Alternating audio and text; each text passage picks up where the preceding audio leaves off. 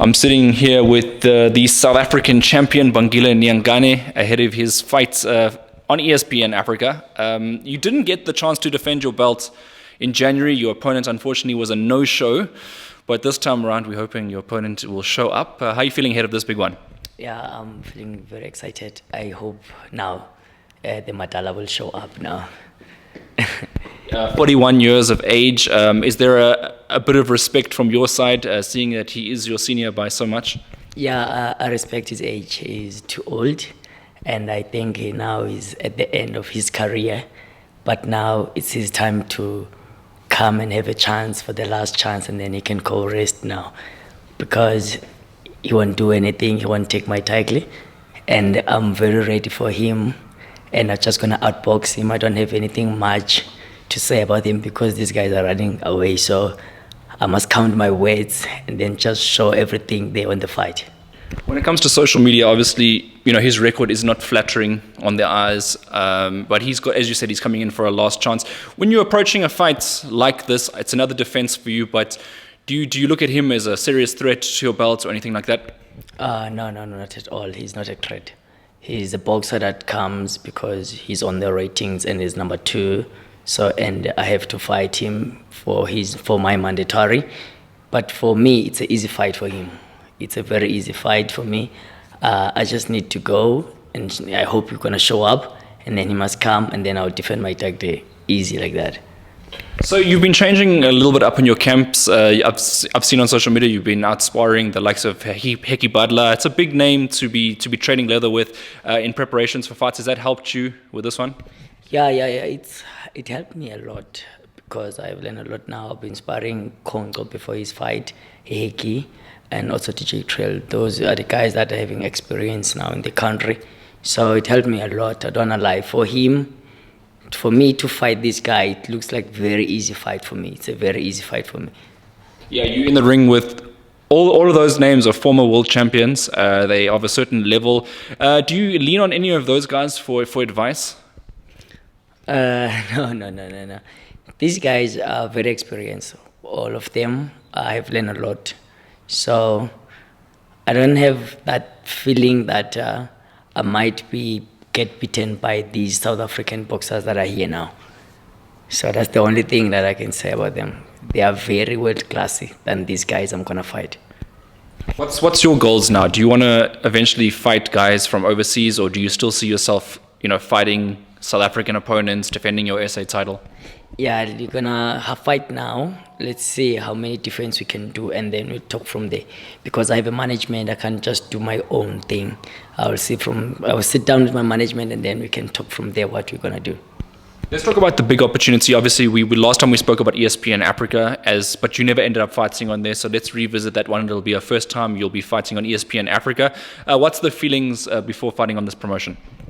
I still have a big feeling that the guys are still gonna put me on their shows, and I thank God for me to get another chance to fight on ESPN. I also wanna thank them for believing in me to put me so early. I was expecting that they're gonna put me more later, but I'm very, very excited. You'll be sharing SA title because there's another SA title on the same card, Comain versus Andile Matungwa. You're the co-main event of the evening. How do you feel about that? Yeah, it feels good. It feels good. It just feels good. When you're watching the fight advert that's playing on TV, playing on social media everywhere, your name is being brought up straight away as the champion and you're defending your belt. It must be a good feeling to be appreciated like that on advertisements. Yeah. It's a very good feeling. And even on the January fight, I was so advertised everywhere. Even now, I feel like I'm still special from these guys.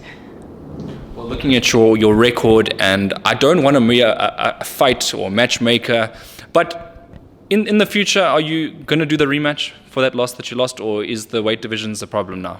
The one for Baleni. Yes. And probably maybe by the end of this year or early next year, it should be a rematch because he's back on our mini flyweight now. It's in the ratings there. So we will sit down, and then when it's mandatory, we're going to take him even soon as we see things going on. We might take him soon. Well, I was just thinking about it because when you fought him, you had a couple of fights, you had a handful of fights, and he was an experienced boxer at that stage. You've got experience now. I mean, surely that's got to mean something to you to want to do the rematch like right now.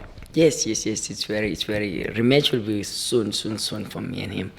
It's very gonna be soon because now I think after this one it's gonna be a voluntary. Maybe it should be a mandatory exactly. So looking at your opponent now, your current opponent that you'll be stepping in the ring with, do you see any, like I mentioned earlier, do you think he's a threat to your title? But do you see anything that's good in him that, you've been working on? Yeah, what I saw, I don't know anything about him, but when I check on his record, all of his win is just that he's always winning with the lucky punch. He's that guy who's winning with the lucky punch. So that's why we need to stay focused for the whole 12 rounds. All right. And so you're saying just keep a lookout, concentrate at all times. From your point now, 11 wins, 1 loss, 1 draw as well. That draw, any thoughts about rematching that one day, or was that past? That draw, I don't think the guy will never ever want to fight me again now. And I don't even see him on rating. I don't think even if he's still boxing or what. I don't know anything about him now. He's too quiet about him.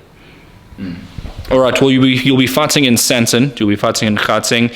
Does it matter at this point, because it seems like all your losses have not come in Gauteng? Well, your only loss and your draw, your 2 bad results did not come in Gauteng.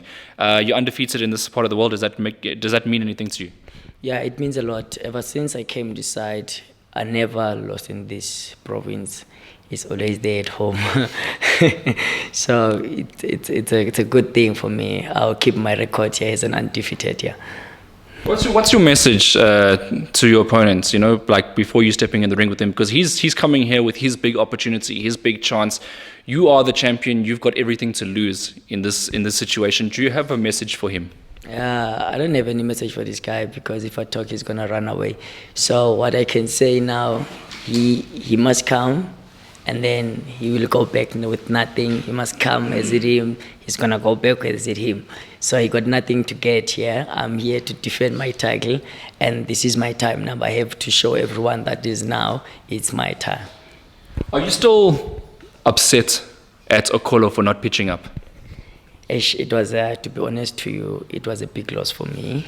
It was a very, very big loss, but I had to move on with life, and now I had to be a man and then get strong and then move on with everything. But now it's done now. I'm happy that it's done, and I'm fighting now, so everything is done. But the only thing I won't do now anytime soon is for me to train again for Okolo. So that fight will never happen? It will happen when I can see him is busy, active again in boxing, but not now. I want to get your thoughts on him missing. Did you ever get the reason why he didn't pitch up? No. I don't want to lie. There were so many stories that were happening, but now it's over with that, so we've got nothing to do with it. We're moving on. So just focus on your career and your defenses? Yes, that's true. All right. Well, you've given a message to your opponent, and you said you didn't want to say too much in case he ran away. But do you have a message for the people out there, your fans, friends, family? Yeah. I want to thank my sponsors. I want to thank everyone who support me. I want to thank ESPN, and I want to thank these guys from Hotbox for punching me. I want to thank also my manager as well. My manager is doing a big job. I can see what he's doing even if we're not fighting. And we have signed like 5 contracts now. We never fought, but I hope this one will come true.